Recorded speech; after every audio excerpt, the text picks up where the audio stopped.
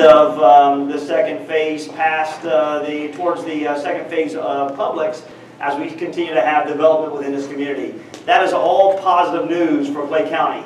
With that said, we know that 2 years ago, some of you may have been in the process of impacted by a potential rezoning and redistricting from Clay County District Schools. You may have been a part of that or not. I will tell you openly that from that side that we learned a lot from the prior leadership about what worked, what didn't, what we can do differently as it relates to rezoning and redistricting.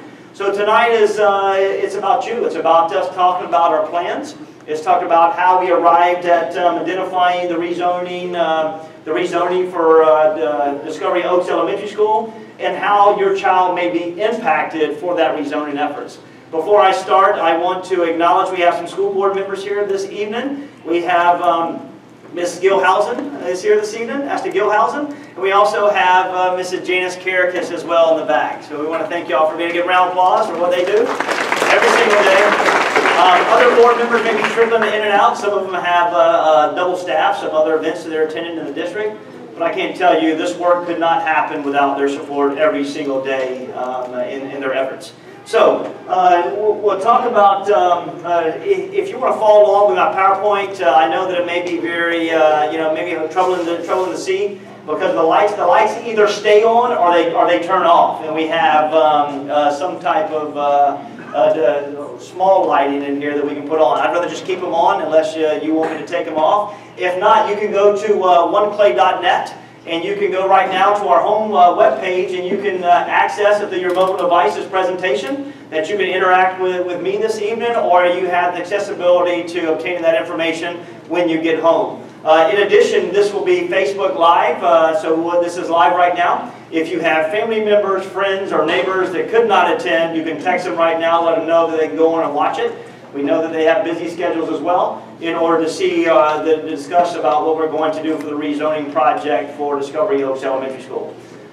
Tonight, overall objectives for us together, for our time together, we have a number of objectives that we want to address. The first one being to talk about how the rezoning options for Discovery Oaks Elementary. We know that once you build a school, there has to have a rezoning process within the works. We will talk about recommendations that I will present to the board. We will have 2 recommendations that I will provide information to each of you tonight, and how I arrived at these, the rationale and the variables that I arrived in order to take my final recommendation to the board so that you understand the analytics behind it. In addition, we'll talk about construction phases, where we are from the construction phase, and we'll talk about important dates as it relates to timeline. And then we'll talk about instructional focus for what Discovery Oaks will bring for the 18-19 school year. And then we'll have some time for feedback at the end, where we'll do a Q&A. We'll have a Q&A for each of you along. We'll also take some questions from Facebook Live in order to address each of your questions. Now, we may not get to everyone's questions, but at the end of the night, we will have post-it paper around when you exit, that it gives you opportunity to provide feedback on option 1 and option 2, whether or not it's going to be feedback that you celebrate, or it's going to be feedback and recommendations in order to refine our 2 recommendations that we will present to the board at the end of the night. Before I go on, are we having problems seeing this in the back? Do you want me to show the other phase of the lights kind of off? No, you'll keep going, be quiet, just tell me about my school? That's got to do. Okay, we'll go with that one. All right, so ultimately, before we get into the Discovery Oaks Elementary, I was able to take over the school district 1 year ago. And in this time, we brought a theory of change to the school district in order to improve teaching and learning in Clay County. As you know, Clay County, we all moved here, and I moved here personally 15 years ago because it was a better education for my child. And it's my hopes and dreams to continue to implement that same mentality. And by doing that, we created a theory of change, bless you, which ultimately will turnkey into a theory of action for Clay County District Schools. We know there's 4 phases for us to be successful. The first phase is that we have to create the greatest environment for our student learners in order to have a safe environment, because safety is our greatest priority, so that our kids can come to school disruption-free and be ready to grow emotionally, socially, and intellectually every single day. That is priority one as me as superintendent. We know that if we build that foundation where we have a great environment, then we can focus on the second component, which is building the capacity of our educators and at the same time building the capacity of our leaders. We know that this stride is for us to really activate teachers' knowledge in order so they can better interact with their standards, so they can truly understand how to better serve every child in their classroom in order to improve teaching and learning every single day.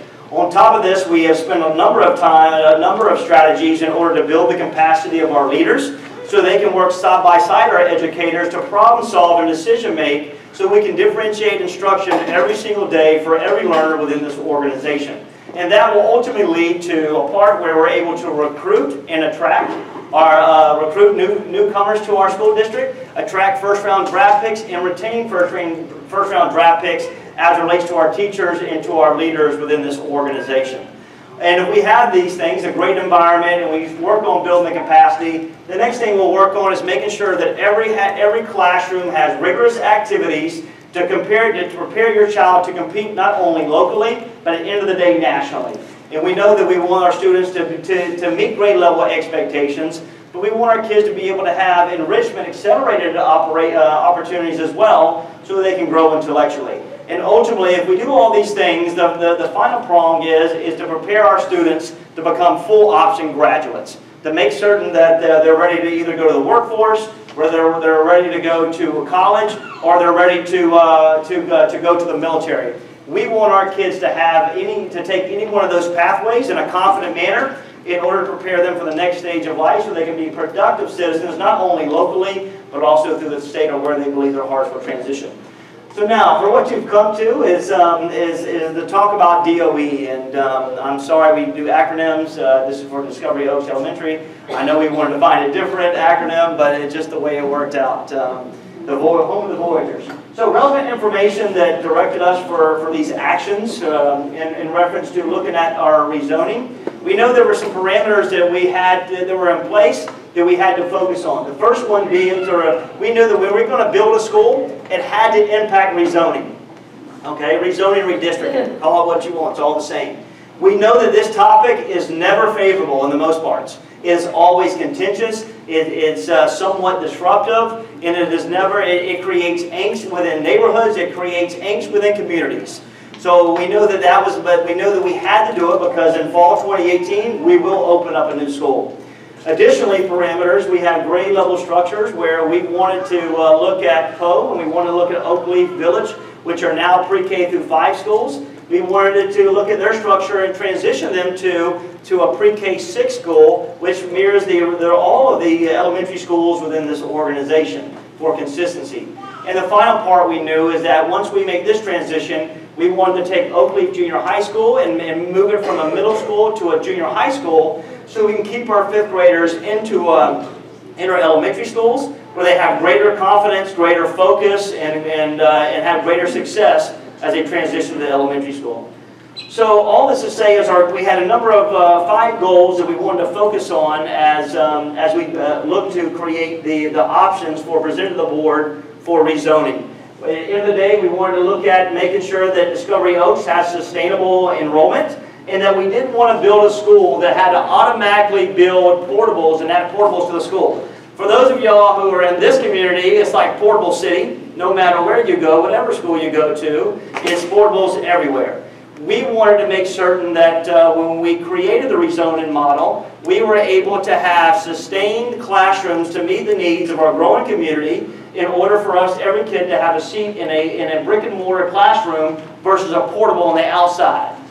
We know that, I will tell you that we have a project right now going through the leadership of Dr. Kemp, my Assistant Superintendent of Operations, where we will work to eliminate portables every single year within this organization to make sure that everyone has a brick and mortar seat within our school district. Also, we wanted to have greater alignment, as I said earlier, from a pre-K to 6 perspective. We know that data shows nationally kids, 5th graders who stay in their elementary model, they do better academically, they do better from a behavior standpoint, they also do better from an emotional standpoint. So we want to keep their confidence momentum going. versus allowing them to transition and make that step to a junior high school where 6th grade becomes a very difficult year for someone to be in a 6th, 7th, and 8th grade continuum. So we want to make sure that we eliminate that process. We see historically that data shows that students that transition from 5th grade to middle school in the 6th grade, that we do have lower performances, and now that is coupled with we have higher expectations and higher standards. But we do see some mental changes in our kids and our learners, and we want to stay consistent with our junior high mentality. On top of it, I ran too fast, so push that button back. On top of it, we want to make sure we had minimal disruptions to DOE when we selected our options for option 1s and option 2. And the last one, we wanted to make sure that we focused on safety being the greatest priority, about proximity for students who are going to walk, and those students who elect to ride their bikes as well. That was all taken in. These goals were the goals we wanted to arrive as I present these options to you this evening. So, variables that are in place for us that are playing factors for us within making our decisions. We have, all right, so you can come up here with us. You can come up here with us. Come on. We got water. Listen here, I got two good. We have, I'm sorry, the lighting. I try to pick a cool color. It doesn't look good on here. It should have went darker better. We have, we looked at safety conditions. We also looked at current enrollments. We looked at neighborhood proximity. We looked at geographical balance. We also looked at transportational needs, and we looked at growth in particular areas within Oakland. These were the parameters and variables that we looked at in order to make sound decisions to present to the board and provide to you for feedback as informational through our community. When it comes to looking at a side-by-side comparison, these are the 3 schools that we're trying to impact in a positive manner. If you can see this slide, it provides a current enrollment, current capacity, and current utilization within our schools. You can see that Plantation Oaks has a lot of kids. But you have 1,400 kids in the elementary school. That's a significant amount of kids in order to educate every single day. And I will tell you, Ms. Roach and her staff are doing an excellent job gaining access to our learners in order to better understand their needs and moving the needle in reference to student improvement and student achievement. But ultimately, to our side, that's a lot of kids for them to lead in an elementary setting. As you look at the utilizations, over 100%. If you look at OVEs, OVE has around 900 kids and have some opportunity for growth in that area. Hence the reason when we move from a pre-K from a pre-K to 5 to pre-K to 6, that utilization will go up, and we'll be able to maximize every seat within that school. And then finally, we have the junior high school, 1,600 kids nearly. That's a lot of kids in a junior high school. This plan of rezoning will help alleviate that percentage of kids, the number of kids, in order for us to have central laser-like focus for the 7th and 8th grade learners. And we know that junior high school is a special place for our kids anyways. They're trying to figure out who they are emotionally, socially, academically. We know that that's a difficult time if you have a kid that's in that time frame or has a kid in that time frame. It's a unique, fun time, and we're trying to do a better job with our problem solving around that. We do see growing areas in a number within our community. We see that Arbor Mill, Armstrong DRA, Eagle Landing, and also the north of the roundabout. We do see opportunity for growth in these areas. There's currently growth within their neighborhoods and also future growth as well. So when we took that in consideration and when planning and providing the options for our community for 1 and 2 for DOE. So here it is, option 1. As you can see in the right-hand corner, it says recommended. This is the option that I will be recommending to the school board. As you know, and I will tell you up front, I'm sorry I should have said this before, we do have school board members here this evening, and we do have school board here this evening. Come to you. This evening, they cannot answer any questions, they cannot speak to this, because ultimately they will be to a part where they have to vote on these recommendations and on these options, okay? Also, we have Chair Mrs. Carol Stutters here. Let's welcome her. Let me apologize for being late. It's okay. You're probably watching Alabama. I was on Argyle Forest Boulevard. Amazing. Turn these lights on. So for these next couple slides, I will turn this off so you can see the color. I saw some hands. I believe that's what we wanted to see.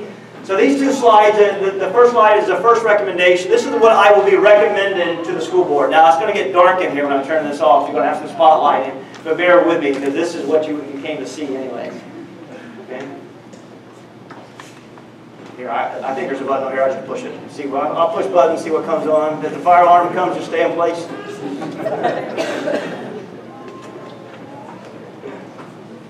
Here we go. We good? Is that better? For those of y'all who are watching Facebook Live, I'm sorry. Bear with us, we're in the dark, but hopefully you can hear my audio. When we looked at the zoning, we wanted to make sure we identify pros and cons. And once again, if you're late, you can go on our website, oneclay.net, and go to our banner. You can pull this PowerPoint up. It's already on online. You can interact with it and watch it while I'm going through it as well, because it's color coded. This map presents every one of our schools. You see that we have PO up here, we have OVE, we have DOE, and we have Oakley Junior High School. This recommendation, number one, for attendance zone, here are the pros and the cons. We wanted to make certain that we were very honest about the pros and the cons for each of the options and show the division of the recommendation geographically. Here the pros is that we reduced PO's enrollment. We were moving from 1,400 kids from 1,400 to 800 kids. We look at students still have availability for transportation within this model for option one. We also keep neighborhood students together in the sense that we do not split neighborhoods. So when your child interacts with someone in the neighborhood or as their playmate or on the same teams, they get a chance to go to the same school, which truly works to build a culture, and that's what we're trying to do in the Oak Leaf area and also through Clay County District Schools. Also, this area allows us to look at boundary proximity for schools, and I give you an example. This right here, this will be the entire wave of students who are projected to go to DOE, okay? This wave here will be on the entire student body. Well, let's go back. There we go. Got to be able to use this. All right, I'm trying to push all kinds of buttons. This would be the geographical area that will go to PO through here, and this would be the area that will go to DOE. What we wanted to do geographically and boundary-wise, we wanted to have kids who were across the street from the school to be able to gain access to the school. We think it's most important for our kids to be a part of a community. It didn't make sense for our kids who are across the street from the school to bus them all the way to PO when they can go 400 or 500 yards to their school. The question the only concern that we have here for our cons is that our bus ride, our walkers and our bikers, it's a hard time trying to cross that freeway, and I call it a freeway because I drive it every single day. And I'm sorry, probably some of you are guilty as me. We think we're NASCAR, and we go to the Oak Leaf Parkway Plantation, and we just get after it. One thing we will do, while that's a con, we are presenting to put a stoplight there. That will break the momentum, and also a crossing guard. That will allow access for our students who elect to walk, and the parents would like to walk them. And at the same time allows access for our bike riders as well to be able to cross that road. And honestly, locally, as a community member for 15 years, we need to break that speedway anyways in order for us to have a safer environment.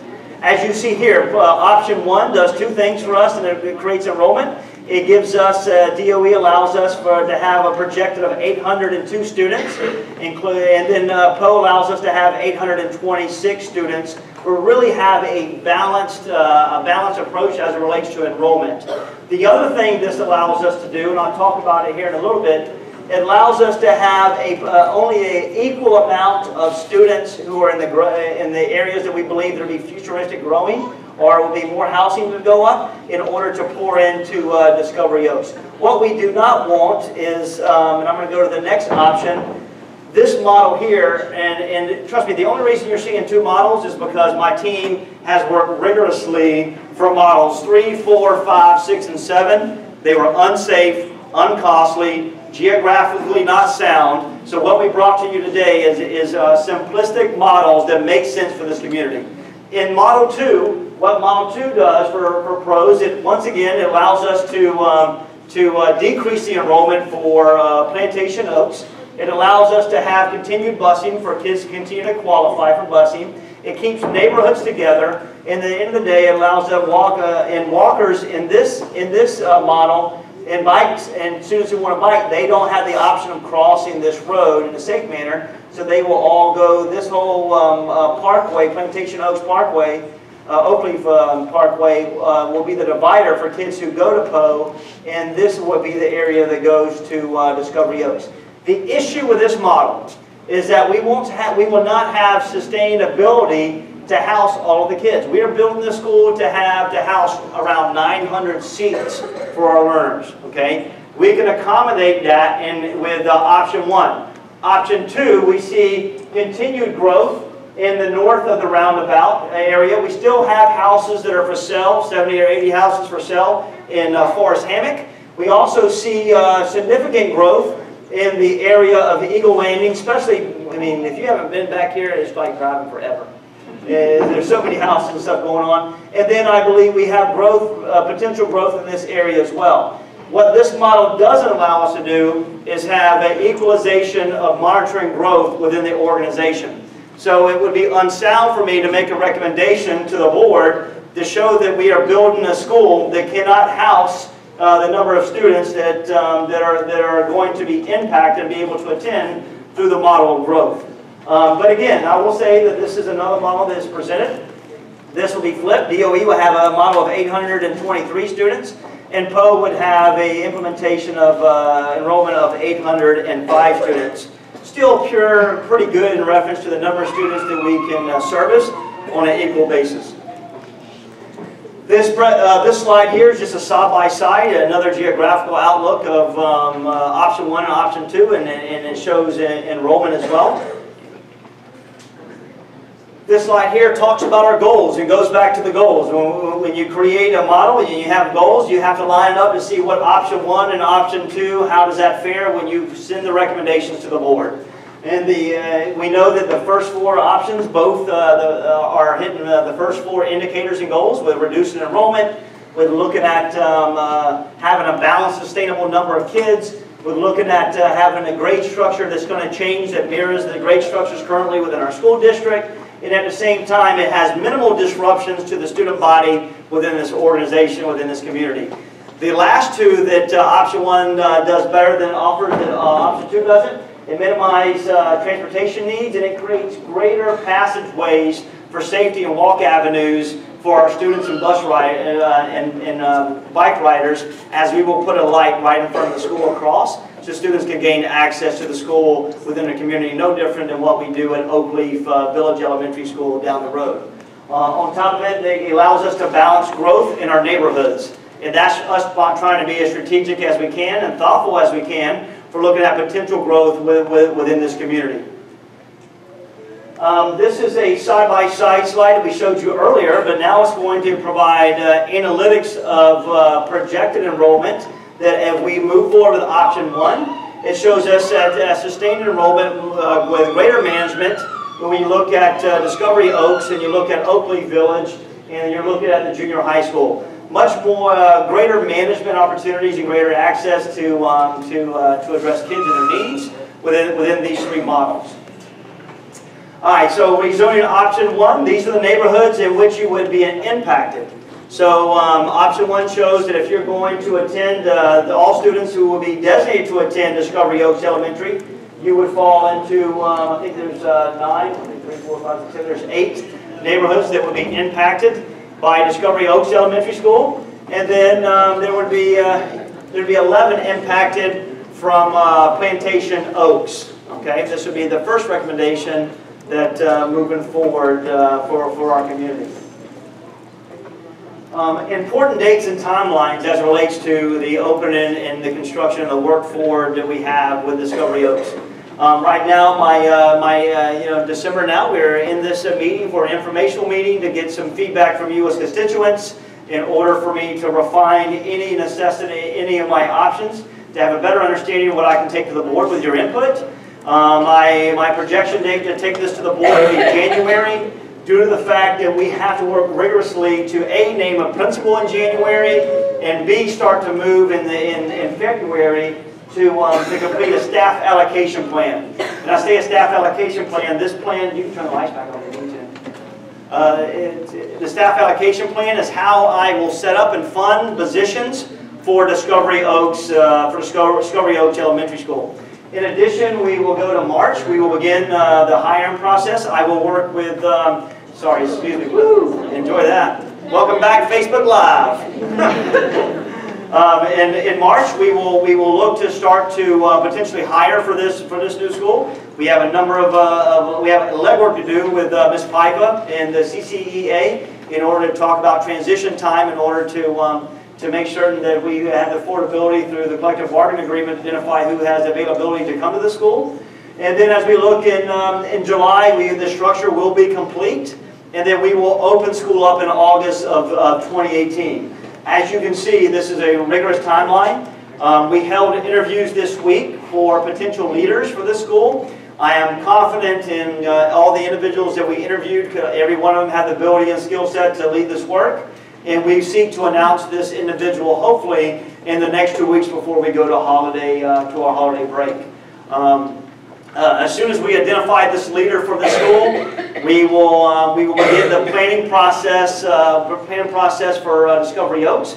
We'll talk about initiatives, we'll talk about curricula, we'll talk about hiring, we'll talk about approach and plan in order to create, to get off the ground and create an awesome experience for your children as they darken the doorway in August. The instructional focus for Discovery Oaks will be it'll be great and innovative and fresh. We know that surrounding schools such as Poe and OPE do a great work as relates to pushing the STEM initiatives and leadership initiatives within our school. Discovery Oaks will be we will continue the STEM work, but we will add arts design, and it will be a STEAM school. And this is where we take science, technology, math, engineering, and art, and we embed it and integrate it in order to create problem solvers, in order for us to have critical thinkers, for them to be prepared to do project-based, inquiry-based learning, which is a new innovative learning for our kids. We will continue to have expose kids to real-life experiences, and I'll give you an example. We talked about Black Creek. We can do instead of just going to your core classrooms in isolation, we may have an opportunity to do a project-based learning scenario where they may look at the quality of the water in Black Creek, and they'll look at a number of science analytics they'll pull about the quality of water. They'll look at the mathematical principles. They'll look at the history using social science to have the historical perspective of Black Creek, and they'll pull it all together through ELA in order to problem solve, identify solutions, to critically think, and have a presentation through reading, writing, speaking, and defending their answers from a collective standpoint. So that's what STEAM is. It's a culture we want to create. It's not a program. It's not an initiative. It's a culture that we create within our school. And we want to, as we seek to hire, we want to have teachers who have the willingness and aspirations to understand STEAM so we can activate that knowledge and that learning process within the school. On top of that, we will have computer coding will be active throughout the school, the same way we're doing in Poe and OBE. And then we'll continue to have art, PE, music, and media integrated in every one of our classrooms, and that will be integrated in the project-based, inquiry-based learning process as well. And then finally, we'll continue to the one-to-one clay initiative, where we are moving rigorously to make certain that every kid in the core classroom has access to a technology device in order to enhance their learning.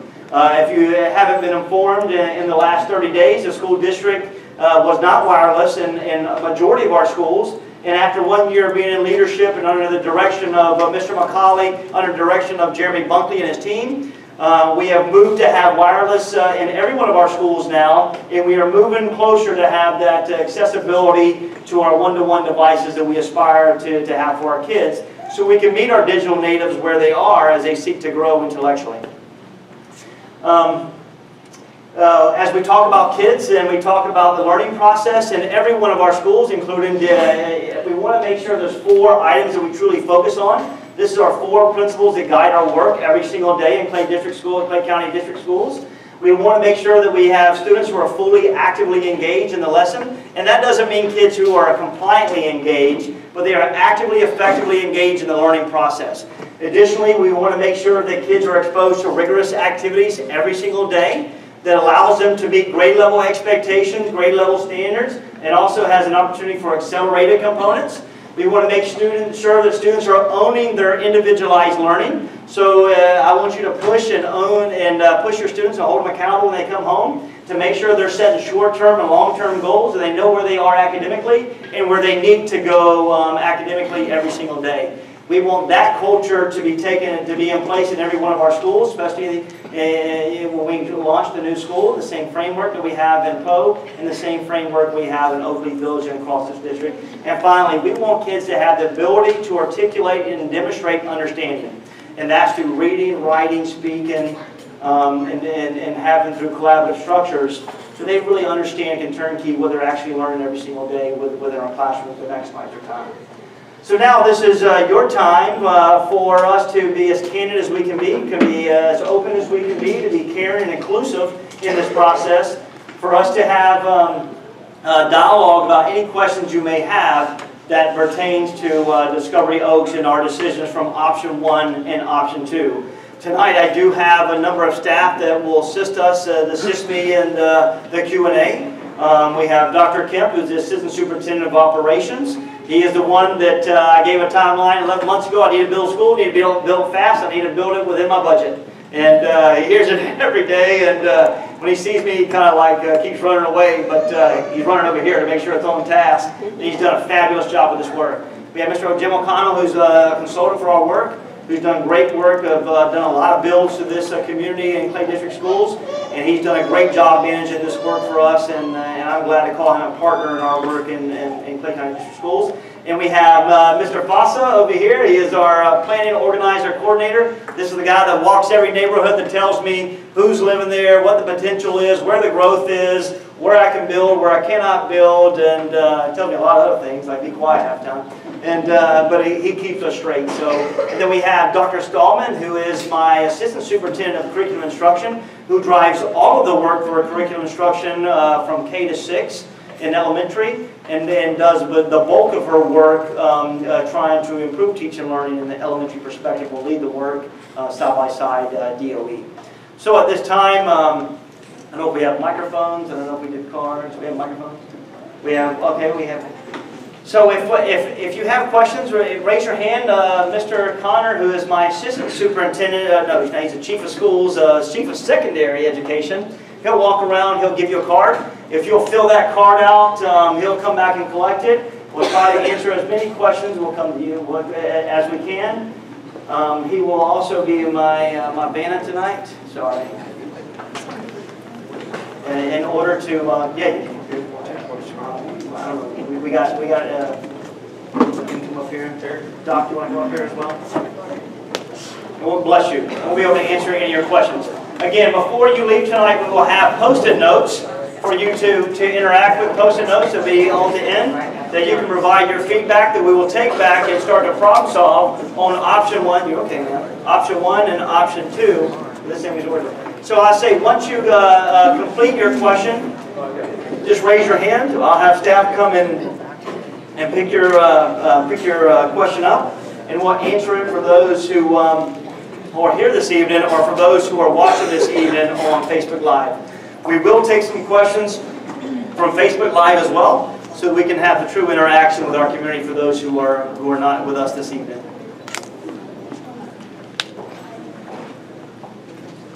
So while we wait, I can go ahead.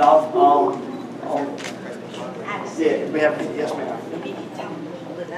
Yeah. So this is Katie Moore, leader of professional development.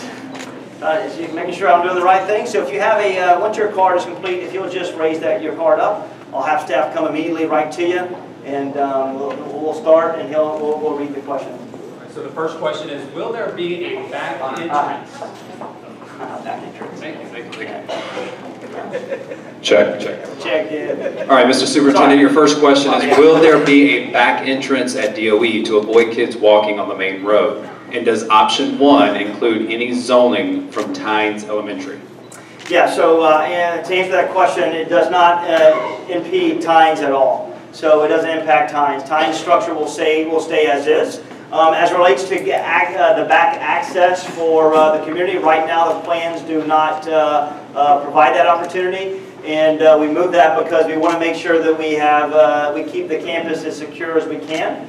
But we will take that feedback. If you'll put that on a post-it note, we can go back and look and see if that's availability. We'll work with our architects and our team to determine whether or not that's even accessible through our plans. Doc, anything?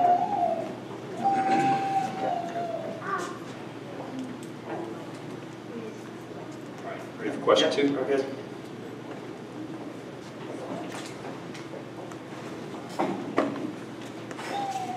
Is the cost of a spotlight, as proposed in option 1, a potential no-go for this option? Oh, no. Well, we are not building the school option 1 without a stoplight. I'm openly telling you, it's not happening. So it is unsafe for us to build the school and have option 1 without a stoplight. It is a priority. It's a priority for me. Knowing that as a leader of an organization, safety is my greatest priority, that stoplight has to be a part of option 1 in order for kids who are across the street and parents to gain access to the school. Is that a school zone also? Yes, sir. Put that light. Yes, sir. Absolutely. Is there a plan to incorporate STEAM at PO and OBE as well? We can. You know, STEAM, like I said, STEAM is a culture. They do a good job with STEM right now. We can make that a priority. We are going to be working with every one of our elementaries in the school district in order to create more robust thematic choice programs. I will continually work with Ms. Kendrick, who's the principal of Oakleaf Village, and work side by side Mrs. Roach, who's the principal of Plantation Oaks, to better define what their thematic approach would like to be. And we want to really maximize what they currently have and their current successes. So if they believe in their hearts that we can prove that the STEAM approach is the best selection for that school, we will move forward. If we believe that something else, like a leadership development, would be better in that school, then we'll move in that direction. But we will engage the principal, their leadership teams, and look at their successes in order to identify the best choice for them and that makes sense for this community, for our kids. Will parents have a choice to keep their students at PO in the 4th and 5th grade? Yeah, so that's a good question. Right now, the options do not allow that to happen. We have to open up, we have to be fiscally sound, and the way we do that is that we create option 1 and option 2 both these are the neighborhoods that will start the school. What it does is allows us to build a staff allocation plan, and it allows us to really project hard numbers, what students we're able to open. As you got to understand, we know that there's some of our kids that love their schools, but they're going to love this new school as well. So at this time, it will not. We do not forecast and allow for grandfathering to take place in order for us to be financial and fiscal responsible and to create an allocation plan and projectability for our school, and also to have balanced number of students at each one of our schools. Remember, this community pushed 2 years ago for a build. This community pushed, okay? So I'm telling you, when I was running for superintendent, I told you I would find a way to help this community create, because of the growth, not because I personally wanted a school, know that, but I saw the potential in the growth. The board has made a great effort to understand the growth in this area and to work to build this school debt-free. And that's attractive and proactive on the board. And the board's done a good job in problem solving in that area. But at this time, it's a clean slate, meaning that kids who are in the projected models will be allocated for Discovery Oaks, and those who are at PO will be allocated for PO. Know that at the same time that teachers in those schools have the right and the option through the contractual language to be able to apply to those schools. So if they're attached to teachers, you know, it's waiting to be seen who's going to be transferred over and who that principal will hire. But at the end of the day, we've got to have a cleaner process and a clean process for making sure we have that identified for enrollment and projectability. Anything else on that? Just stabilize it.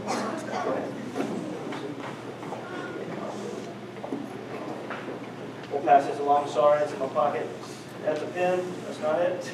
There we go. I've had this pen for 12 years. I'm not giving it. One of the goals that we were given from the district directives was to make sure that we opened not just Discovery Oaks with stable enrollment, but try to balance, as you saw in the presentation, balance the enrollment across the way. So when you take a look at the grandfathering issues that take place, I know those are big issues and those will probably surface. However, our goal is to open Discovery Oaks, or open the new school in fall of 18-19 with stable enrollment, as well as give the opportunity to, for the team to staff appropriately as well. So the superintendent said it well. It's going to be a great opportunity to balance enrollment across the board. Mr. Foss, anything on planning? Say, we got more eyes. Hi, Mr. Connor, is that working? Check. Yeah, we're good. All right, so I do have two questions regarding the ESC programs, specifically ASD. Would gifted continue to be half day, an option for a full day, or a full-time gifted program at Doe? So right now, I mean, actually, it's a good question. That's one that we'll have to go back. We will, at this point, we would not disrupt the current momentum we have with gifted students and the education that they are provided every single day. We know that we can look at whether or not this will be a full-day option versus a half-day option. But from our standpoint, we are not trying to disrupt any of the gifted momentum that we currently have. And more importantly, we are looking to grow that momentum and to have greater offerings and more time on task for students who are eligible for this type of learning process. Professor McCauley, anything on that? This is my Assistant Superintendent of Climate and Culture, who leads all of... I heard, yeah. Okay. Basically, as with all programs for students with special needs, what we will put in the school will be a function of what the neighborhood requires. We try to minimize the amount of distance that students with disabilities have to travel from one school to another, but we balance that with making sure they have experiences with kids who are normally developing. So what we ultimately put at the school will be in large part a function of what the needs are for our community rates. Thank you, Professor. Okay, we have 3 questions regarding Eagles Landing and bus transportation. Yeah. So, will there be busing to the back of Eagles Landing? Also, specifically transportation, is that 1.5 miles or 2 miles? Right now it's set at 1.5. There will be bus in the back of Eagle Landing. We know that's a major hike. So we will continue to have transportation that that provides that opportunity for kids who are at the back of Eagle Landing to ride a bus to Discovery Oaks Elementary. I would never want a kid, and for me going in and out of there, because I have family members live there as well, never want a kid walking down that stretch. It's a long stretch, and that's another speedway for those of y'all who live in there. Just slow it down. Just kidding. School's going up. But we will have a busing option. That means that if you're a family member that lives in the front half of Eagle Landing and you want to have that opportunity, and we have seats available, you will take advantage of that opportunity as well. But nonetheless, it will be afforded in the back of Eagle Landing as we create this design. Would that be from the address of the school number to your bus number? Is that how it's That's correct. That's correct. That's correct.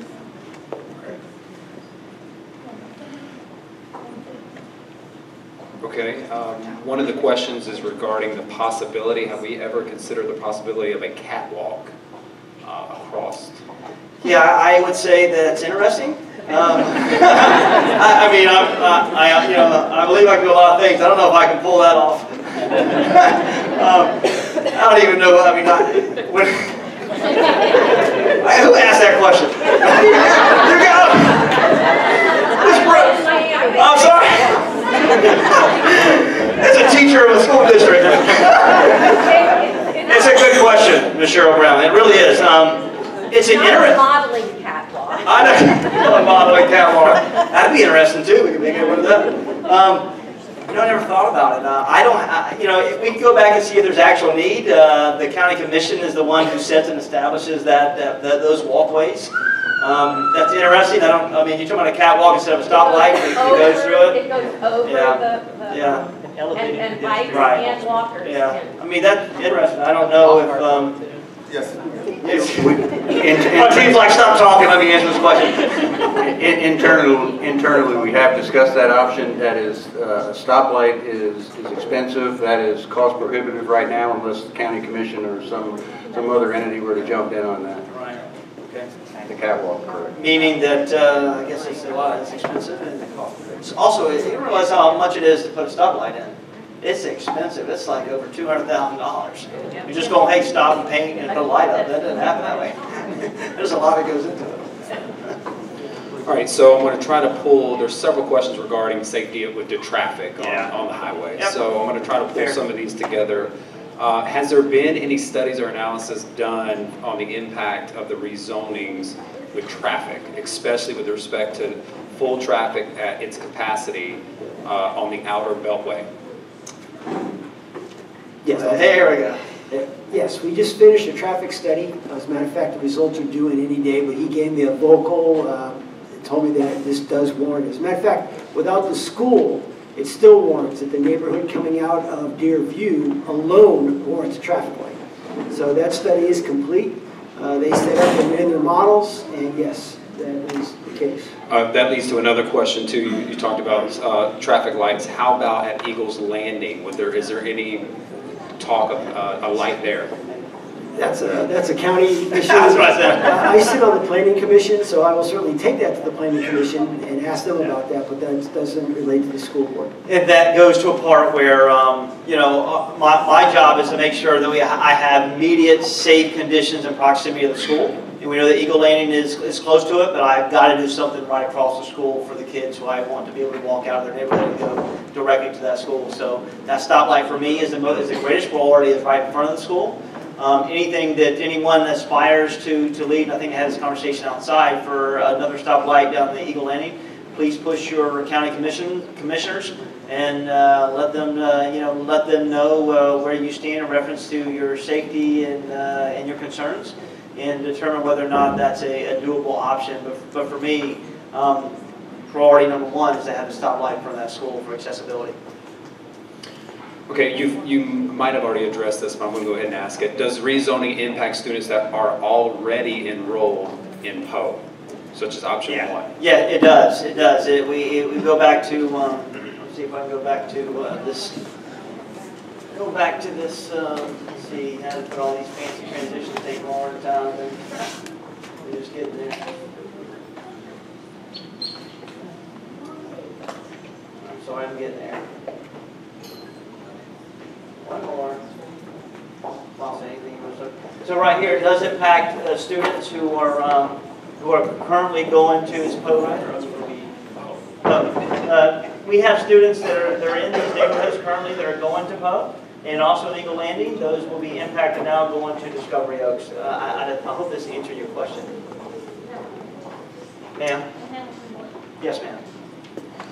Okay, from the maps, there's a lot of potential growth in the community. How are you going to ensure there's not overcrowding like there has been at PO, and that the quality of teachers with the current shortage across the state? And along with that, there's another question. I'll let you answer the first one. So fair question. I mean, we talk about PO. Right now, I have 1,400 kids at PO. And with this recommendation, I'll have 800. So I have a large number of seats for accessibility for growth. So I am openly not concerned about the potential of growth for PO. I'm openly not concerned initially about the potential growth that Discovery Oaks will have. We have built this building that is very similar to the building of Coppergate, and we didn't build it with the intent to put portables in the school. What the school allows us to do is to add on additional wings down the road if we see that there's a substantial amount of growth within this community versus pumping portables within the school. Anything, Dr.? Part of our responsibility is to slowly reduce the number of relocatables at the existing school as well. I don't think the community is aware, but we have 982 relocatables in Clay County School District, and 700 of them are 20 years or older. So we're kind of working with the state as we work with our plans to ensure that not only are we responsible with permanent space moving forward, but we're also looking at how to reduce the relocatable population, which is really not as efficient and has issues, I'm sure. Thank you, sir. So you're actually, Dr. Kemp, addressing two of the questions related to, with the new school, will there be no more portables at our schools? Can you just address the portable situation and what we're doing there? What we're doing with the new school is just so for Discovery Oaks, it's going to basically just give you some metrics on it. It's going to sit on 33 acres. It's going to have a capacity of approximately 162 kids. We're going to open up that school with 0 relocatables. It's going to have over 114,000 square feet. We'll have 50 classrooms. Will we continue to have portables and relocatables? Yes, because we didn't get to 982 overnight. So we're going to have a plan, a slow plan to start reducing portables at all of our schools at the time. Some will be removed. Yeah, to answer the question, some will be removed as a result of the rezoning efforts from POE and Oakleaf Junior High.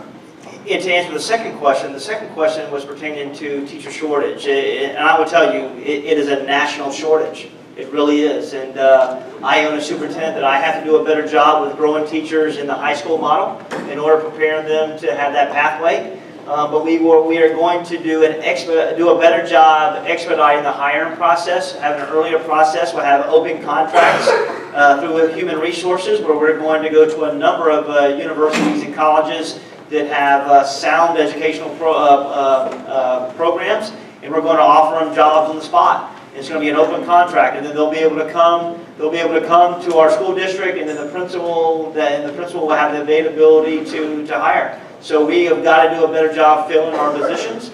I will openly am trying to work with the Clay Education Foundation in order to figure out if I can incentivize teachers in hard to fill positions as well. So we got a number of things going on in order for us to attract newcomers, and in order for us to work collectively with teachers to bring teachers to Clay County. I would tell you, Clay County sells itself. It is an awesome county to be in educationally. Ma'am, you had one. I'll answer one question. If not, I'm going to ask him to elaborate a little bit more about the difference between a portable and a relocatable. Same thing. Yes, sir. All right, I'm going to put 2 questions together. This was the second part of the question I asked you. With 3 elementary schools feeding into 1 junior high, will there be another build in the next 5 to 6 years to handle the growth at the junior high level? And on top of that, what is the vision of expanding any of our high schools' capacities in the future? Yeah, so right now, it's not in the forecast to build another junior high school. It's not. If we continue to have, I believe as we transition, and Discovery Oaks is going to alleviate a lot of those concerns by putting 6th grade back into our surrounding elementaries in the Oakleaf area. It's going to allow us to absorb a number of those kids and then have that transition to 7th and 8th grade. So as of now, it's not in the forecast to vision in order to build. Anything from your side, or what was the second part of that question? High schools, anything? High school. Right now, there's not this high school. I mean, they have 2,400 kids, and but they're able to house those students within their school. Okay, the next 2 questions are related to the pathway, direct pathway to the school from Eagles Landing or Hamilton Glen. Any considerations for a direct path? Yeah. Very interesting. Yeah. Right now, there's no direct pathway that's in the books, and I think we'll go back and look and see if there's a backside accessibility opportunity. But then again, we got to make sure that we are securing this property as well. I do have 3 concerns regarding, and probably won't be able to answer this because it relates to maybe county commissioner, but one is about the speed limit school zone, where that would start and where that would end. One about the widening of Plantation Oaks Boulevard. Is that going to happen anytime soon? Or a crossing guard at the roundabout for Forest Hammock at Poe. So I'll answer the back half first. The crossing guard. The crossing guard isn't identified and selected by the school district. It's in partnership with the county commission and sheriff's department. What we do not want to do, and we both agreed to the sheriff's department and the school district, we do not want to put a crossing guard at the roundabout. There's just too much traffic. There's just a lot of stuff going on. When we drive it, when I drive it, I have a number of concerns of trying to figure out if I'm merging or where I'm going. We do not want to put a crossing guard and try to walk kids across the area. Hence the reason why we provide busing in Forest Hammocks in order to have our kids get to school in a safe manner, even when it's in very close proximity to the school. We don't need to provide busing. So it's a priority for us to keep safety within that roundabout, and for the sheriff's office, and we don't recommend it, but it's the sheriff's office decision of putting a crossing guard. As it relates to, what's the second? two parts, like three The parts. widening of Plantation and School. From my side, and I'll let Mr. Fossa, that's not something that we get into from a county's perspective. I believe that is the county commission's job to look at roads and widening and accessibility. But right now, that's not a forecast with our bill. In the first part? The school zone, where would it start as far as the speed limit school zone? The school zone usually starts at the actual beginning of the school property. So as you're heading, if you're heading down past the roundabout, you're heading south past Eagles Landing, you can see where they're starting to build the access road going in there. That's where the school zone will start. And then it'll end just before Hamilton Glen. So basically when they do a school zone, it's usually right where the school property comes. That's what the county sets that. And I guess the question was speed limit. It is under 20. It's under 20 for the speed limit. Okay, this question is, will there be an extended day available at the new school? Right now, we're talking about for students? I guess for students. For parents, right? Right now, there's no discussions. We will have the normal school hours that are identified for the surrounding schools and for this county at DOE and Discovery Oaks. I think they mean the daycare, like, you know. Oh, should they? Like, add more hours to the time? Like, I'm not going to be the superintendent that does that. Get thrown out of here. Co currently has YMCA. Yeah. We are always in consistent conversations with the Y. They do a lot of our legwork, so we will work to determine if there's an actual need within the community. And do we, OBE, we offer, Ms. Kendrick, do we offer that as well? So we will mirror the same opportunities that they offer at those schools, we'll offer it as well. You wouldn't, the DOE, you would not suffer from anything that you're currently experiencing at PO or at OBE. It would be the same mentality. Okay, we'll have one more question unless there's any more from the audience as far as cards. Do we have any more cards? One more. Okay, so this question is, when is the voting to decide who goes where, and when is it due to take place? So it's a January. My aspirations are to take it to the board in January. That will be the first Thursday in January. I believe is it the 4th? There we go. I got it right. It's January 4th. And at that time, it will be on a discussion agenda item. And the board will, we do a lot of our pre-work. I'm just telling you openly, when we go to the school board meetings, you'll see a lot of our pre-work is done at our agenda reviews. So a lot of questions are asked for the board, and those are taken live as well through our agenda review, which usually acts within 2 weeks or 10 days before the board agenda, before the board workshop. That's for me to review every agenda item to dive deep into the analytics, my decision making, and why I'm bringing the initiative or project to the board. So a lot of our issues are hashed out in that process, and then 10 days over the phone working individually with the board members so they can ask any questions or better understand, working with staff, of the direction in which we go.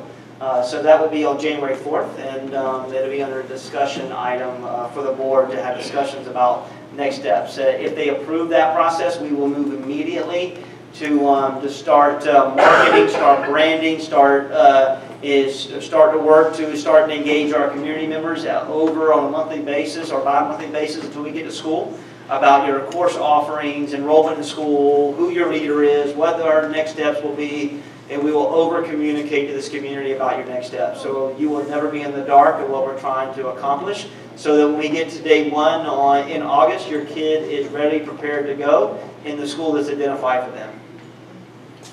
Mr. Superintendent, will you allow Duval County residents to apply to DOE? The answer to that is no. The answer to that is no. This is a community school. It's the same criterion for every school in Clay County District Schools. Students who are zoned for that school and live in this area will only attend the school. Now, we do have controlled open enrollment in our district, which is driven by the state. But these schools, every school in the Oak Leaf area, as it relates to elementary and junior high, they will not be afforded the opportunity to participate in the controlled open enrollment. And once we do the configuration rezoning, they won't meet the threshold anyways, because the threshold is 85% at capacity.